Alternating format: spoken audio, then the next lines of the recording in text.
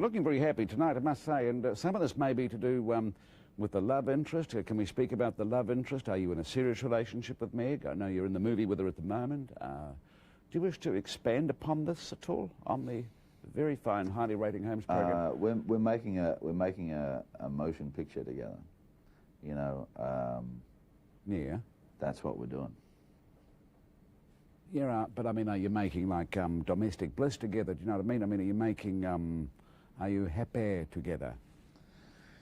Now, Paul, you surely don't want to spend all of this satellite money, this TV New Zealand money, you know, this taxpayers' money on palaver like that. There must be many more interesting things we can talk about.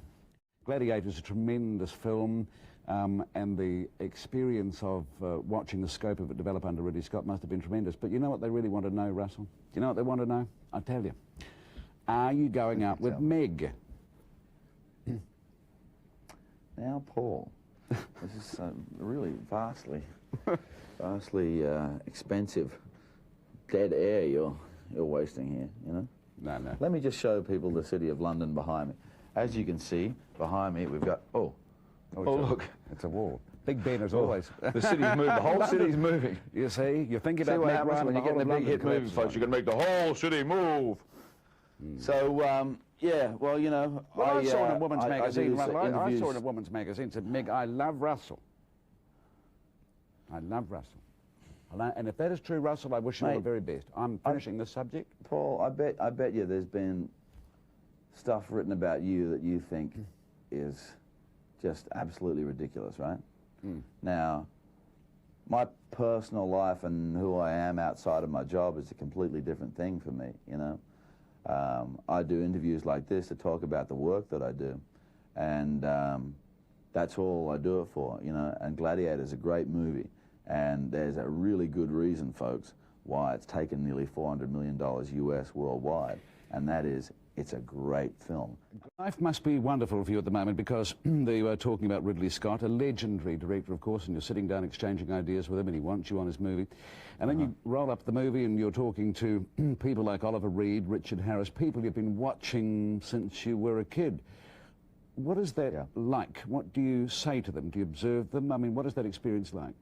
You know, I pinch myself pretty much daily, you know, and I think that's, you know, why I still enjoy it the way I enjoy it, because, you know, I know every step of how I got to where I am, you know, and I remember exactly who I was when I started, and, you know, I'm just a young suburban boy, mate, you know, who had the odd occasional flight of fancy, you know, and I managed to make that into my living, you know.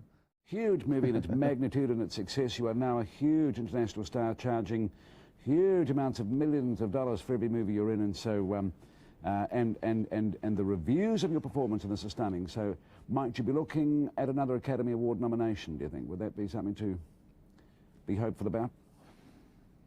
Or doesn't it matter one bloody eye? Well, I hope before I finish acting maybe that I get lucky enough to have that sort of attention again, but you know, it's already happened once, mate, you know? Yeah. For the rest of my career, whatever bollocks I foist on people, you know, I'm still an Academy Award nominated actor. One of the features of it is the arena, and it involved a huge amount of massive, is the word you use, I know, massive physical work on your part. I mean, it must have been an exhausting film to make. Yeah, it was, you know, but you kind of know that going in. When I did a film called Mystery Alaska, where I played this ice hockey guy, I didn't think I could ever possibly find another movie that would beat me up that much, but I managed. And, you know, right from the first opening sequence, you know, have you seen it? Have you actually seen the film? Yes. Oh, cool. Cool. So, you know, the opening sequence on the German front, you know, when you got 10,000 flaming arrows and, you know, cavalry and all that sort of stuff, you know, that actually took place in what it looks like, which is about 2.5 foot of mud, you know, and that was the opening 2 weeks of the shoot. So even after that, we were already pretty shagged, you know, and then we went to Morocco, and that has its own difficulties shooting there. But I mean, the sets in Morocco are amazing. They built the arena in Morocco from scratch. Just for my family members that might be watching, it's 11 o'clock at night, and My pickup this morning was about 6. This is the 7th month of a movie. It's gone nearly 8 weeks over, and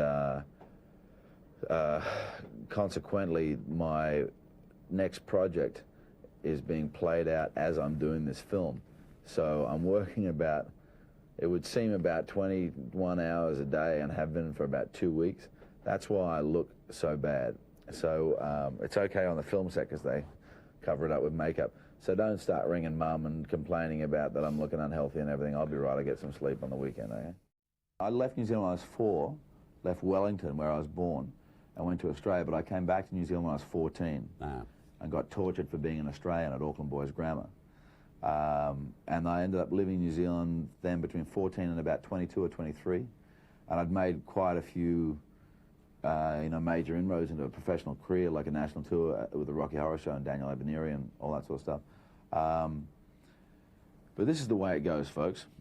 In rugby league, right, which is the sport that I grew up with when I was in Sydney, I support Australia, okay?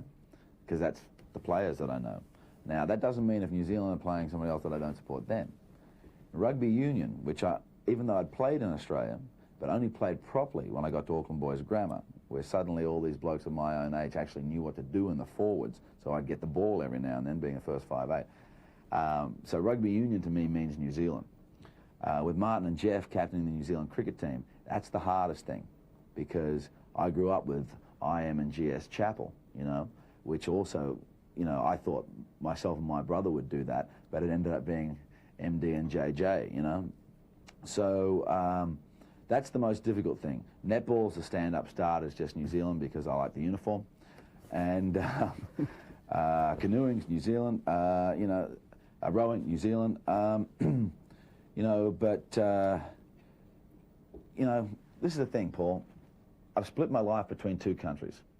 Other people require me to make a definitive statement about it. No. But for me, I love both places. Yeah. I get half of who I am from one and half of who I am from another.